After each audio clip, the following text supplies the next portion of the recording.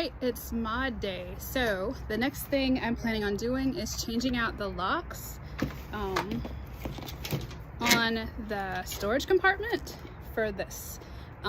Because the little round key locks on the storage compartment are not that secure, and there's only like, I don't know, 8 of those keys for all RVs. So if somebody wanted my generators, they have like a 1 in 8 chance of like their key working to open it up and get to my stuff. So we're gonna install this today. We've already done the 2 door locks with RV lock, and now we're gonna do the storage compartment locks. All right, so this is the situation that we'll be working on today. Okay, so the front pass-through is the only one that these will fit. The back storage compartment on the 2910 bunkhouse is a different size, so this won't fit it.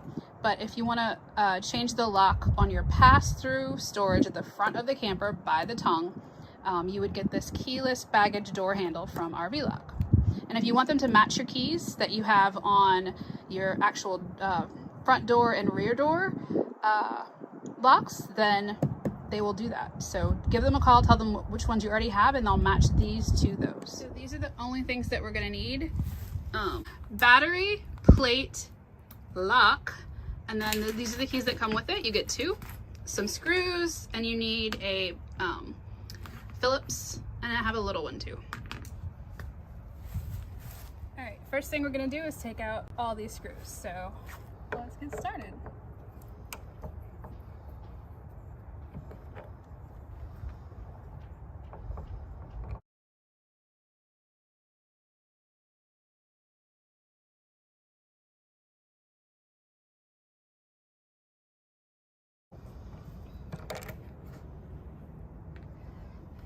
Okay, so when you're doing this, these 4 are definitely screws. These, apparently on some of the older models, used to be rivets, and you'd have to drill them out, but this actually, although there's a bigger space in here, will definitely fit a screwdriver, so that's nice. I'm just afraid of stripping it. There we go.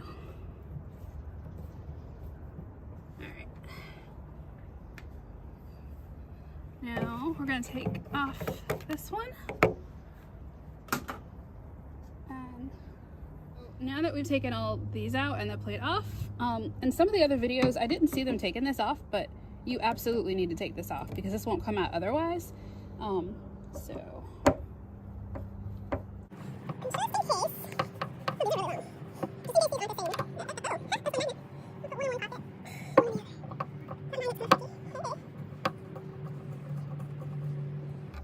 Alright, so this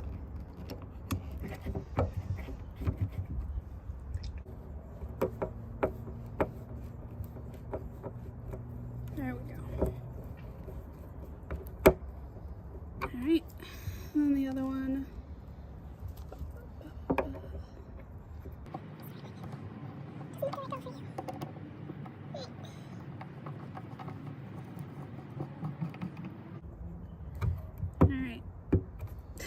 Go in there. This magnet is strong, but I appreciate that this door will stay up with the magnet. So, all right, they're pretty snug, and now we're going to lift this up. Boom, magnet works. So, this is your plate and your battery, and they go together. But first, you have to get rid of this. So, just take a screwdriver and pop it out.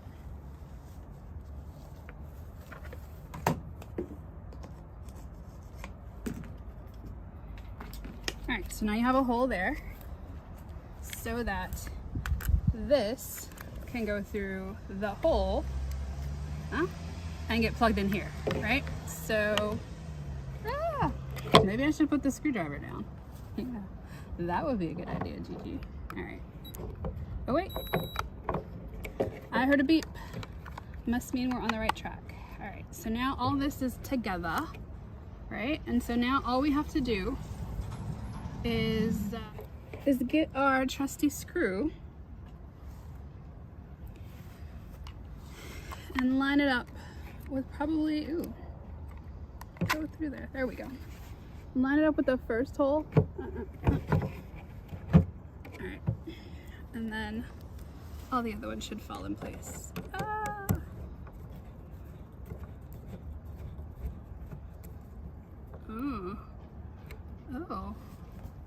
Oh yeah, okay. It lines up all perfectly. Yep, this is a plug and play, y'all. You don't have to make any changes. RV Lock knows what they're doing here.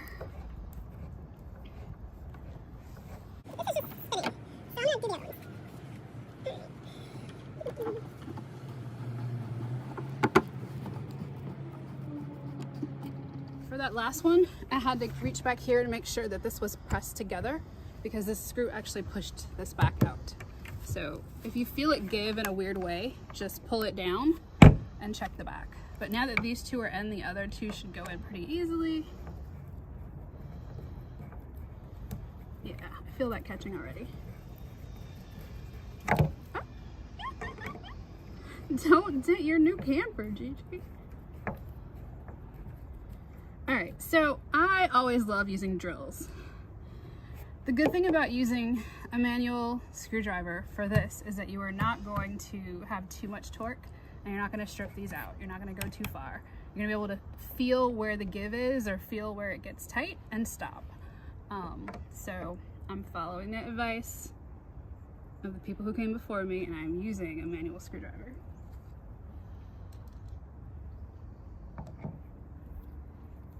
So now we only have these four at the top.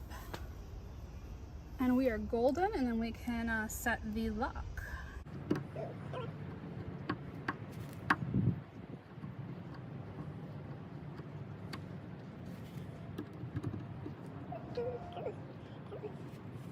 There we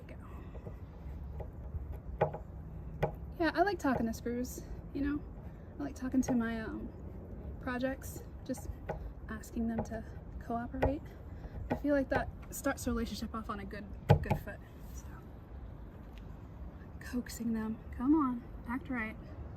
Don't be crazy. There we go.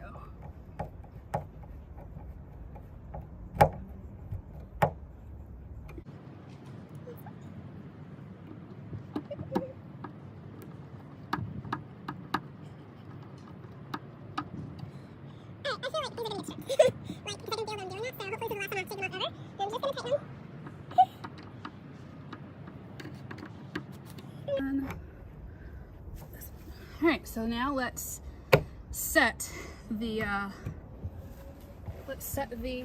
lock. Check it.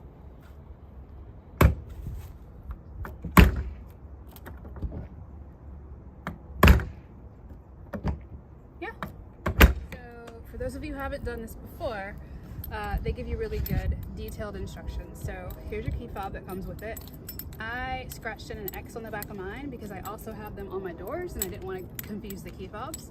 So you have your key fobs, you have a thin pointy thing so you can press the reset button on the back, and you have your instructions. Number one, write your new code down below. Do not write your new code. Remember it. Right again. So 8 and lock button. All right. 1, 2, 3, 4, lock. And then my new code.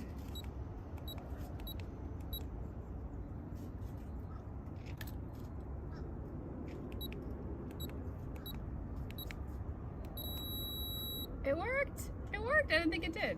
So my new code is in there. And so now key in new code, key in the same code, and press the lock. A long confirmation beep confirms success. And you just heard it, the beep, so it worked. So ensure your new code is working, key in the new code, and press lock or unlock. So I'm going to do that.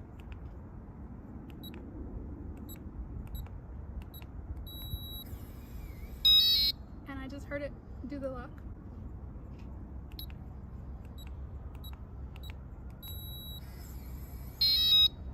All right, so that's great. So that programming was successful. Now we have to program our fob, right? So you have to turn the switch back here to on, which it is. And then it says, press and release the fob learn button.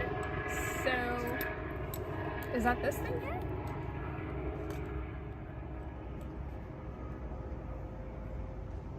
Okay. So press and release the fob learn buttons. There's a little button here that says learn. All right, so we're gonna press that. And then a short, quick beep will confirm the handle has entered programming mode. So, okay, it has entered programming mode.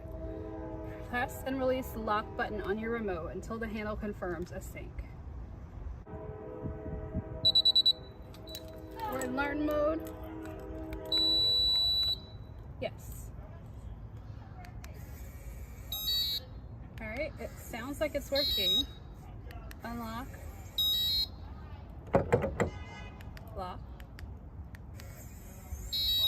Unlock. Lock. Okay, so if programming didn't work, you can start over again. And it says if you hold down the learn button for 10 seconds, it'll remove all your previously synced remotes from the handle's memory, and you can start all over again. So that was easy.